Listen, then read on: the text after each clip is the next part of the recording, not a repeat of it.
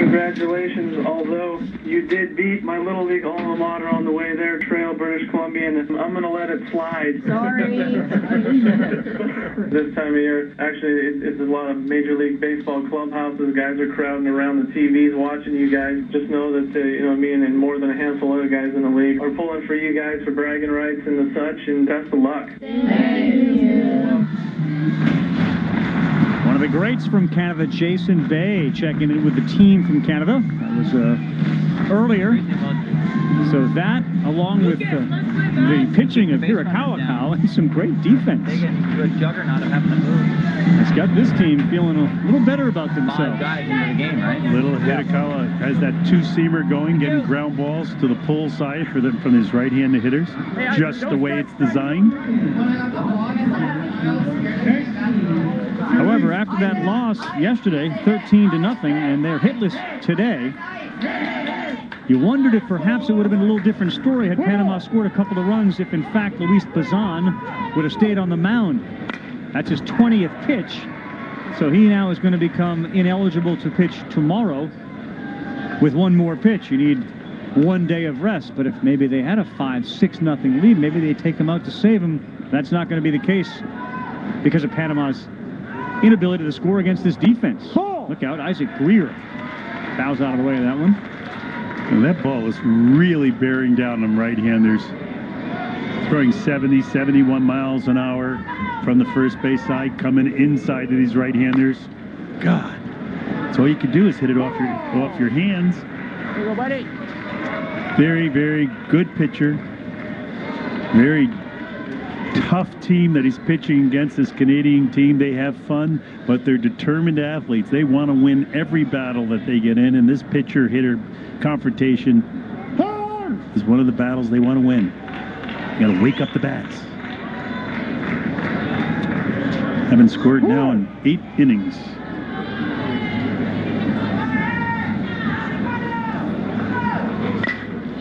Greer grounds back it to Bazan, who's been involved in every out. He's literally been involved in every out that the team has so far. None of this would be possible without Little League sponsors, so Little League International wants to thank them. Most important, of course, the hundreds of volunteers right here in Williamsport, PA, and the 1 million volunteers worldwide. The umpires, the coaches, the moms, the uncles, the volunteer leaders in every league. And a special thanks to David Sunflower Seeds, New Era Cap, and Little League volunteers. Oh! And if you're wondering why we thank the uncles and not the aunts, because each team has 2 sponsors here who show them around, volunteer members of the community, and they're called the uncles of each team, and those 36 volunteers do a wonderful job. Zach Chaba swings and misses there at a fastball that registers 70, which is that Major League Baseball reaction time equivalent of 91 miles an hour. Which means 0.44 seconds of time that ball travels from the pitcher's hand to the hitter. That's about the time you're blinking. Zach Chaba blinks at that one, and it is gone! Home run for Chaba, and he raises his hand. We're tied 1-1.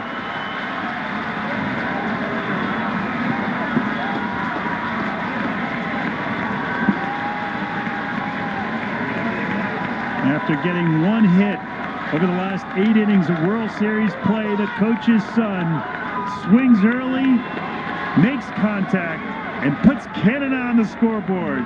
A low pitch, he sees it, he's wishing it, he's blowing it over the right field fence, and indeed, it's a 4-base hit. Canada on the board, yes! They win the award for best expressions, no doubt about it. You mentioned Pat Chaba, the manager. Mom is on hand, obviously, as well. That's Leona. And congratulations to Jock Chaba on that home run. This ball fouled back on the attempted bunt by Sam Jenkins. For Canada, it's their first home run in the Little League World Series this year. And you know, he had put a really good swing on that one that he missed. A foul ball, yeah, he did. He timed it. That's what timing is all about. You don't only need a good swing, you need to time the pitch. And very often when you swing and miss or foul one off, and that's off of the umpire's shin guard, ow. Boy, this is the second umpire in as many games for you and I that we've seen get directly hit. This time, Dennis Hawkinsmith kind of gets up and walks it off. Gave you a little bit of his history. The Navy man has been umpiring since he was 16. He's got 40 years of umpiring experience. Well, I thought that ball went down and hit him off his knee. That ball went up and hit him off his chest, right off the chest guard. Not far from where the umpire was hit last night. We're going to get a new ball. Okay, we're ready. Try to get the count right. Yeah, I'll take my timeout. Offensive timeout. All right, get 2 strikes on you, right? He's just trying to blow fastballs away. All right, we're also just going to give this umpire a break here, just to get his composure. He took a big shot right in the chest. Yeah. And one of the good things to do when someone takes a whack like that, give him some time, walking off a bit more. That way he's not going to miss the strike, right? Hey, go up there, grate your teeth, and big swing. Let's go. Thanks, Blue. All right, so Frank Soper helping out the team in blue as well as his own team. And you'll see catchers do that when an umpire gets hit. Strike 3 called. There's a little fraternity behind the plate between catcher, batter, umpire, right, Bobby V? Yes, indeed. Usually the catcher will go to the mound, talk to the pitcher after an umpire takes a shot, give him a little time. And if, in fact, the catcher's the one that's on the receiving end of a foul tip, you'll see that umpire go out, clean out home plate, look up, say, you okay, ready to go? When the thumbs up comes through, play is resumed. Good changeup there, Lucas Soper. That one came down at 62 miles an hour. When he throws a fastball, we've seen it at 69, 70 miles an hour. Ball! And there's a slider, so knowing that Lucas is the leadoff hitter, yet the best hitter on this team, he's going to see everything he has. He jammed it with a fastball first time up and a ground ball to shortstop. Now a changeup and slider. That ball right back up the middle off the bat of Lucas Soper. And for Canada, their second hit of the ball game. And when Lucas got that fastball, he knew what to do with it. He's smiling.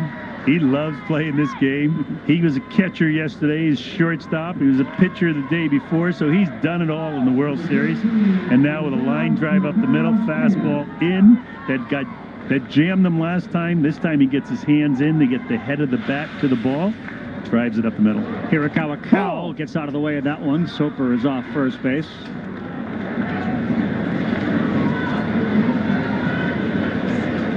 Maybe Canada's got Panama's number here. They got to be in their heads a little bit here as we play the 3rd inning, and it's tied 1-1. Home runs, good defense.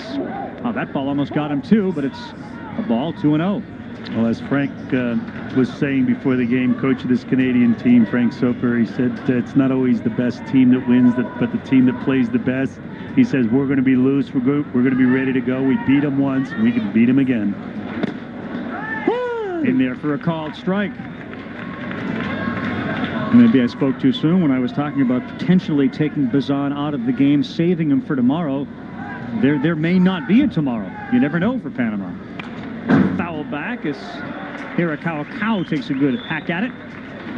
There's so much to be said about being relaxed and enjoying the competition, and I can tell you that this Canadian team enjoys it. They enjoy every minute of it.